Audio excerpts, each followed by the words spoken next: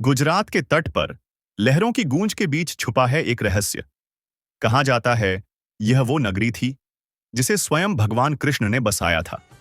चमचमाती हवेलियां, चांदी के पुल और सोने जैसी चमकदार सड़कें। लेकिन कथा कहती है एक ही रात में यह पूरी नगरी समुद्र में समा गई। यह है द्वारका, भगवान कृष्ण की खोई हुई नगरी।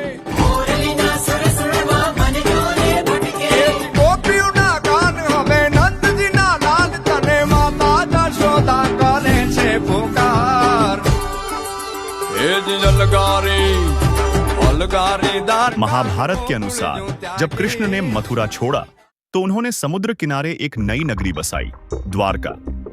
इसे बनाने में विशाल शिलाओं का प्रयोग हुआ और यहाँ 9 लाख से भी अधिक लोग बसते थे। द्वारका को उस समय सोने की नगरी कहा जाता था, जहां चारों ओर वैभव और समृद्धि थी। लेकिन युद्ध के बाद जब कृष्ण ने पृथ्वी से विदा ली तो समुद्र ने धीरे धीरे इस नगरी को निगल लिया। हजारों सालों तक यह सिर्फ एक कथा, एक आस्था मानी जाती रही। फिर 1980 के दशक में हुआ कुछ ऐसा जिसने इतिहासकारों को भी सोचने पर मजबूर कर दिया। समुद्र की गहराइयों में डाइवर्स ने देखा विशाल पत्थरों की दीवारें, खंभे और प्राचीन ढांचे। ये सबूत ठीक उसी जगह मिले जहां ग्रंथों में द्वारका का वर्णन है। कई वैज्ञानिक मानते हैं कि ये संरचनाएं 3000 से 3500 साल पुरानी हो सकती हैं।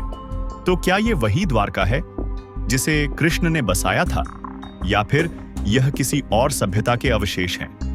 रहस्य अब भी बाकी है। आज की द्वारका गुजरात का एक प्रमुख तीर्थ स्थल है। यहाँ का द्वारकाधीश मंदिर हर साल लाखों श्रद्धालुओं को आकर्षित करता है। बेट द्वारका, रुक्मिणी देवी मंदिर और गोमती घाट, हर जगह कृष्ण की यादें बसी हुई हैं। लोग यहां सिर्फ दर्शन के लिए नहीं आते, बल्कि उस खोई हुई नगरी की झलक पाने के लिए भी आते हैं जिसे समुद्र ने निगल लिया। जरा सोचिए, अगर कृष्ण की नगरी सचमुच समुद्र के नीचे मिल सकती है तो और कितनी कथाएं होंगी जो इतिहास में सच साबित होने का इंतजार कर रही हैं। अगर आप भी ऐसे रहस्यों और यात्राओं की खोज में हैं तो इस सफर का हिस्सा बन जाइए। चैनल को सब्सक्राइब कर लीजिए ताकि अगली अनकही कहानी आप मिस न करें। द्वारका सिर्फ एक कथा है या फिर भारत की सबसे बड़ी पुरातात्विक खोज? शायद इस सवाल का जवाब अभी भी लहरों के नीचे छुपा है। लेकिन एक बात तय है, चाहे विश्वास हो या इतिहास, द्वारका आज भी आस्था, रहस्य और संस्कृति का संगम है। एक पुल धर्म और विज्ञान के बीच, एक कहानी जो कभी खत्म नहीं होती। यह थी द्वारका, भगवान कृष्ण की खोई हुई नगरी।